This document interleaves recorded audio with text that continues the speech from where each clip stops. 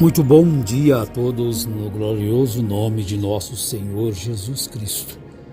Que Ele nos abençoe ricamente e que dê a todos aquilo que lhes é necessário para ter uma vida espiritual, uma vida em comunhão com os santos e assim prosseguir na jornada. Religiosidade versus espiritualidade. O que seria melhor ao homem, ser religioso ou ser espiritual?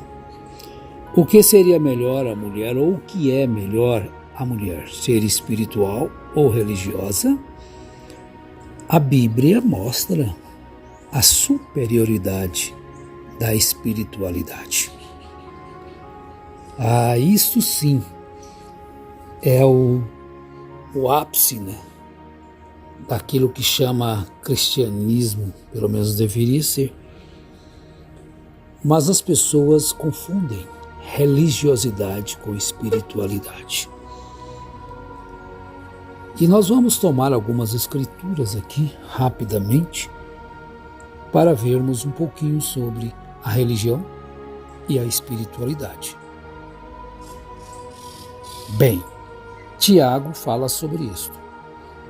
Se alguém cuida ser religioso e não refreia a sua língua, antes engana o seu coração e sua religião é vã. Bem, já começa aí. Esse é o verso 26. Mas o contexto começa no verso 19 da carta de Tiago, primeiro capítulo. Ele diz: sabei isto, meus amados irmãos. Todo homem seja pronto para ouvir, tardio para falar e tardio para se irar. A religião provoca isso na pessoa? Ou a religião leva a pessoa a ser mais tardio para ouvir e pronto para falar? E pronto para se irar? Estão vendo? É bem diferente. Todo homem seja pronto para ouvir, tardio para falar e tardio para se irar. Agora, a religião não livra, não põe este homem ao inverso disso aqui. A religião deixa o homem apto para falar, rápido para irar, e indisposto para ouvir, porque a palavra corrige o erro. Mas eles não querem ouvir a palavra, eles querem falar da palavra para engrandecer-se a si mesmos e enganar o povo.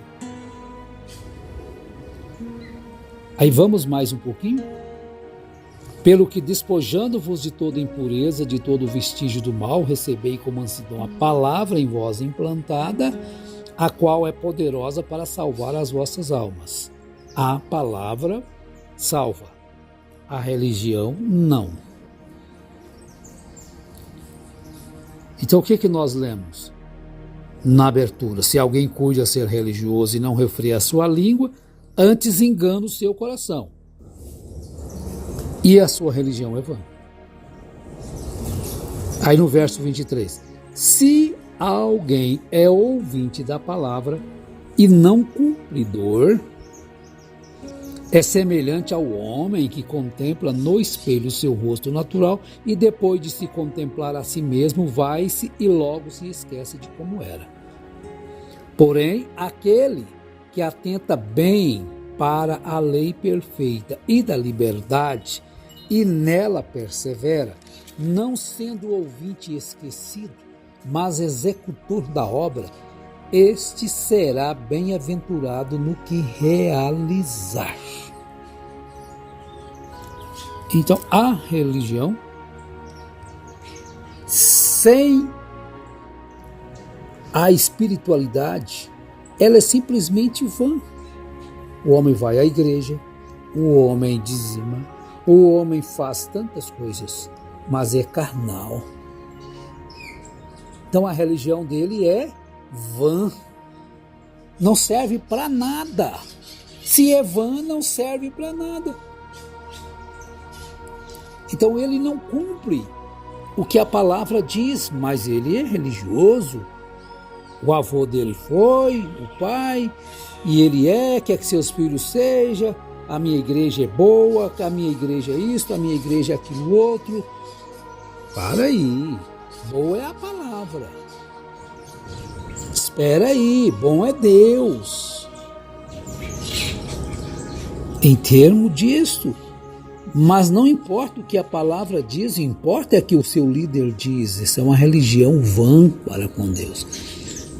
Você não é praticante, obediente à palavra, você é obediente a um credo, ao que a religião sua diz, ao que o seu sistema diz. E aonde fica então a palavra? Então a sua religião é vã. Atos, vejamos se a religião pode resolver alguma coisa, ela por si só. Não. Vejamos o que Paulo diz em Atos dos Apóstolos, capítulo 25, quando ele estava perante o rei Agripa. Vejam bem, ele estava em um julgamento, estava perto de ser mandado para Roma, e ele estava ali então falando com o rei Agripa. Então nós vamos ler ao verso 18 a seguir. Levantando-se seus acusadores, não apresentaram nenhuma acusação das coisas perversas que eu suspeitava. O rei falando com ele. Tinham, porém, contra ele algumas questões acerca da sua superstição,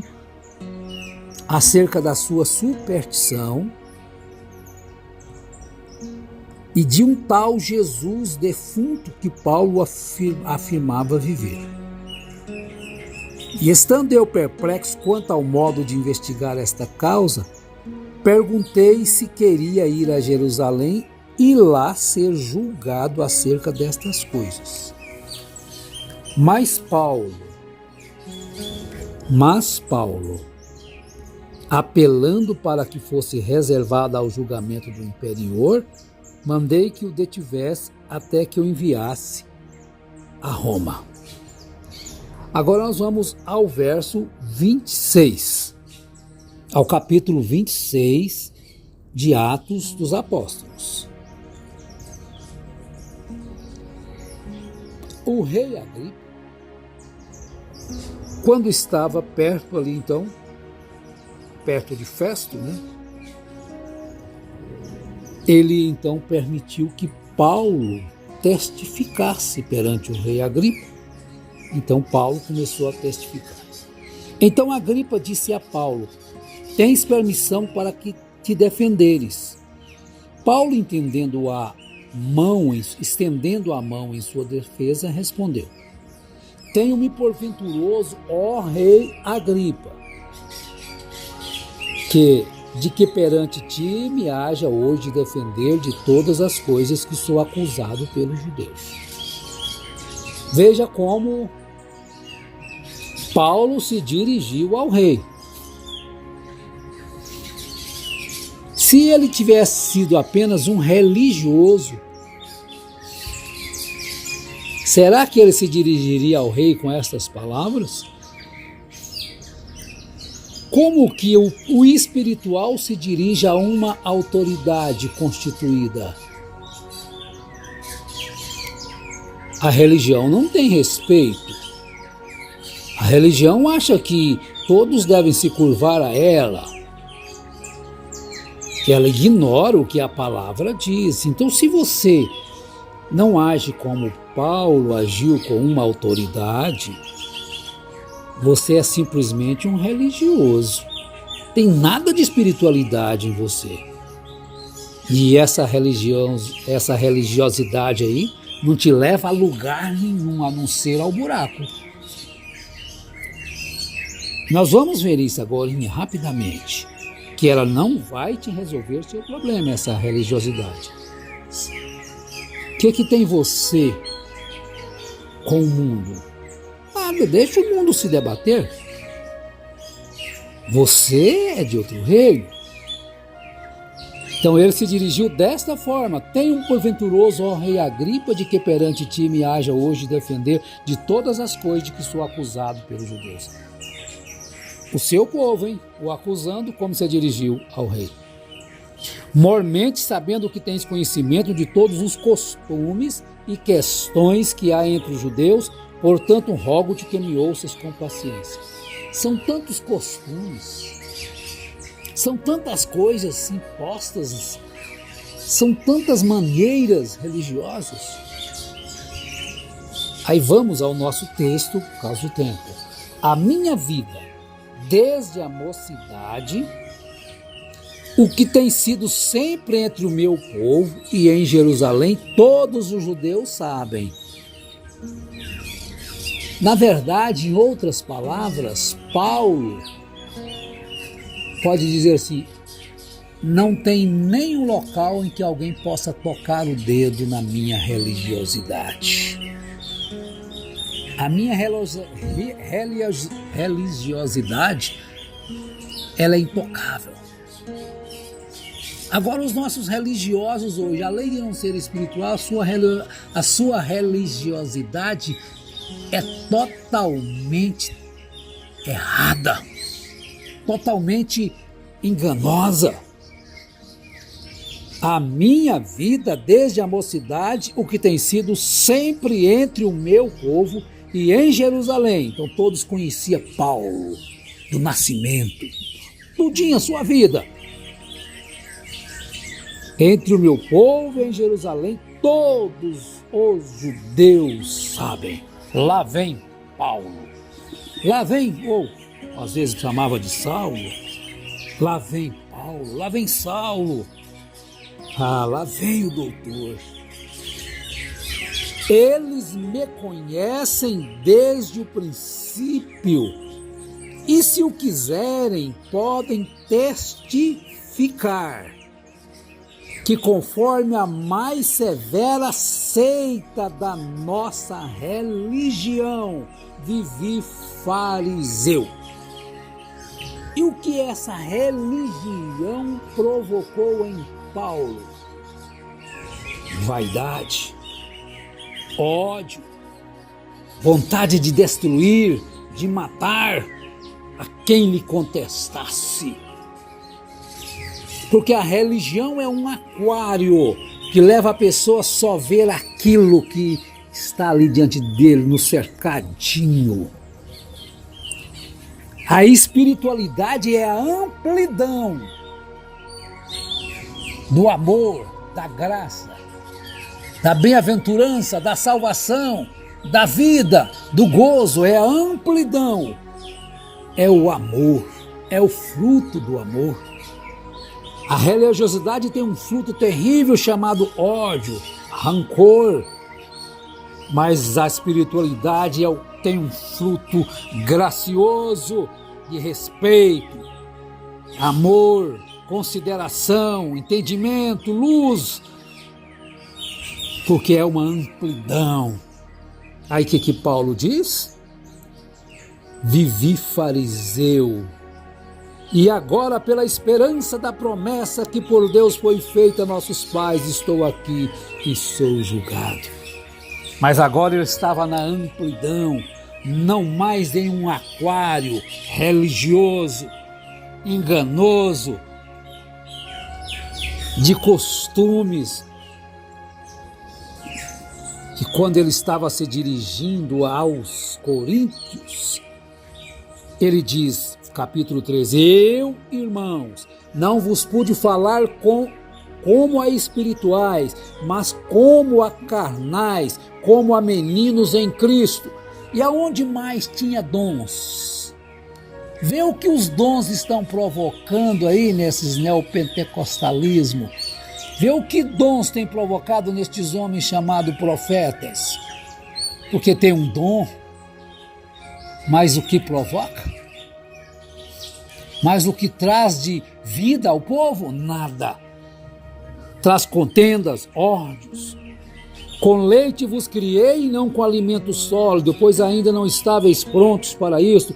Com efeito, ainda agora não estáis prontos. Ainda sois carnais. Se ele já tinha todos os dons, parece que é a igreja que mais tinha dons relacionados aqui na Bíblia. Pois havendo entre vós inveja e contendas, não sois carnais e não andais segundo os homens? Eles tinham todos os dons, mas não eram espirituais ainda.